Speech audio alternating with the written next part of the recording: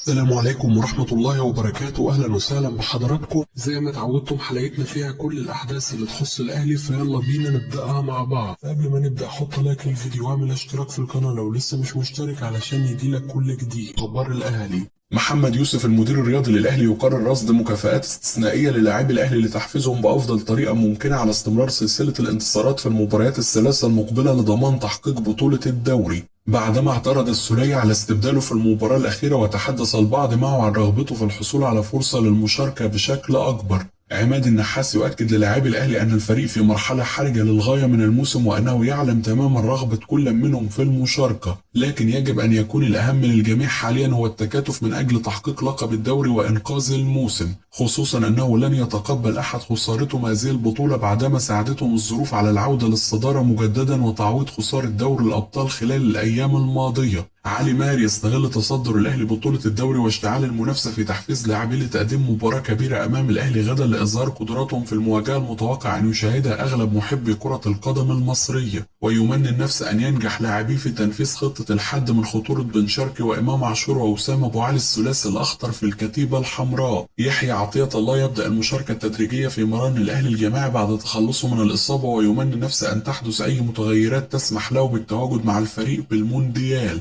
الأهلي يخضع عمر كمال عبد الواحد لأشعة جديدة لمعرفة تطورات إصابته في الأنكل وإمكانية لحاقه بالمباريات المتبقية بالدوري. حمزة علاء يغيب عن مران الأهلي دون إذن بعد إعلان قناة النادي الأهلي رحيله بشكل رسمي وفشل مفاوضات التجديد له. علي ماهر يدرس جديا إعادة زلاكا للمشاركة أساسيا أمام الأهلي في المباراة المقبلة بعد مشاركته لدقائق فقط أمام الزمالك. سيراميكا كليوباترا يستعيد خدمات الثنائي عمرو قلاوة والحارس محمد كوكو قبل مواجهة الأهلي في الدوري بعد تخلصهم من الإصابة. نادي الإفريقي التونسي يؤكد عدم وجود أي رغبة لدى ناديه في تجديد استعارة كريستو من الأهلي أو شراؤه نهائيا لأسباب مالية وفنية. إبراهيم المنيسي الإعلامي بقناة النادي الأهلي يؤكد انتهاء موسم رام ربيعة مع الأهلي بعد تأكيد الأشعة الجديدة إصابة اللاعب بمزق شديد في السمانة وحاجته لشهر على الأقل للتعافي. الأهلي ينفي كل ما يصار حول وجود توجه في النادي لعرض أشرف بن شرقي للبيع بعد كأس العالم للأندية حال عدم تطور مستواه، ويؤكد أن هذه الأخبار هدفها الضرب في الفريق بعدما عاد للصدارة. نادي بتروجيت يؤكد أن اهتمام الأهلي بحامد حمدان لاعب خط الوسط وهادي رياض وكذلك توفيق محمد مجرد كلام فقط حتى الآن، وأنهم لم يتلقوا أي عروض رسمية للثلاثي، لكنهم منفتحون على أي عروض ستصل لهم. أحمد خطاب مدرب فاركو يؤكد أن اهتمام الأهلي بالتعاقد مع ياسين مرعي مدافع فريقه وعمرو نصر مهاجم الفريق شيء إيجابي، ويؤكد أن منظومة فاركو جيدة وتساعد اللاعبين على التطور، وأنه لم يستغرب على الإطلاق من ارتباط اسم الثنائي بالأهلي، ويتمنى التوفيق لهم مستقبلا، ونادي لن يقف أمام مستقبل الثنائي حال وصول عروض جيدة لهم. إنبي يؤكد أن اهتمام الأهلي بمحمد حمدي لاعب الفريق المعار للزمالك لم يتحول للمستوى الرسمي بعد ومازال كلام فقط من وسطاء. الأهلي يربط إمكانية التعاقد مع مدافع أجنبي جديد في الانتقالات الصيفية الحالية بموافقة اتحاد الكرة على زيادة عدد اللاعبين الأجانب في الاجتماع القادم. الأهلي يتلقى وعد شفهي من أحد مسؤول اتحاد الكرة بمحاولة إجراء تعديل على لائحة الأجانب الموسم المقبل حال عدم زيادتهم، بحيث يتم السماح للأندية بقيد 6 فوق السن و2 تحت السن بدلا من 5 فوق السن و3 تحت السن. أحمد عبد الحليم نجم نادي الزمالك السابق ينتقد محاولات الأهلي لزيادة عدد اللاعبين الأجانب في الدوري إلى 6، ويؤكد أن هذا الأمر سيعود بالسلب على المنتخب الوطني. طارق مصطفى المدير الفني للبنك الأهلي يثير غضب جماهير الأهلي بشكل كبير قبل مواجهة الأحمر ببطولة الدوري الأسبوع القادم، وذلك بعدما طالب لجنة الاستئناف بضرورة خصم 3 نقاط من الأهلي أسوة بما حدث مع الزمالك الموسم الماضي، وتأكيده بأنه إذا لم تخصم اللجنة ال3 نقاط من الأهلي ستكون بطولة الدوري غير عادلة وستضع الكرة المصرية في ورطة كبيرة.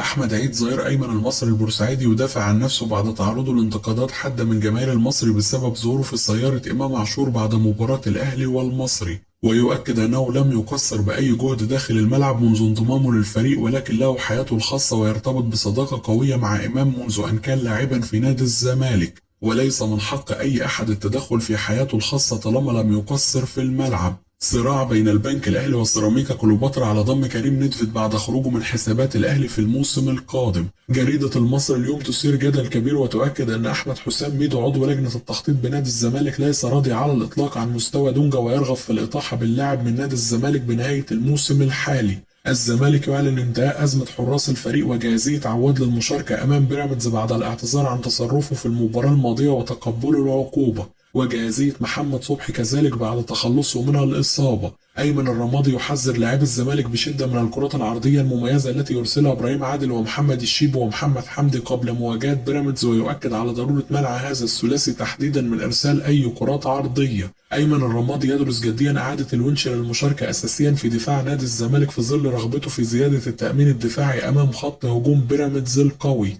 نادي الإسماعيلي يمني نفس أن ينجح حان أبو ريدة بإقناع الأندية في الاجتماع المقبل بإلغاء الهبوط بهذا الموسم.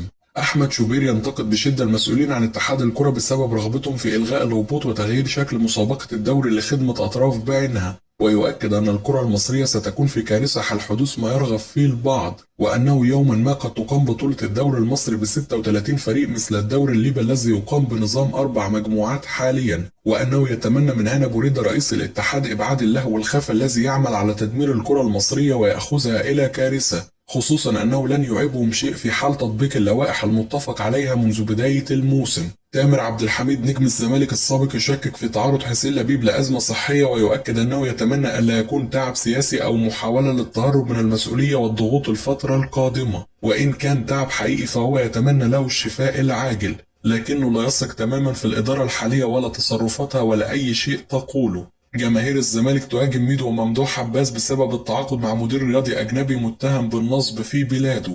تقارير صحفية تؤكد موافقة كيفن دي بروين نجم مان سيتي الإنجليزي على اللاعب النابولي الإيطالي. عثمان ديمبلي يفوز بجائزة أفضل لاعب بالدوري الفرنسي بعد تقديمه موسم استثنائي مع باريس سان جيرمان.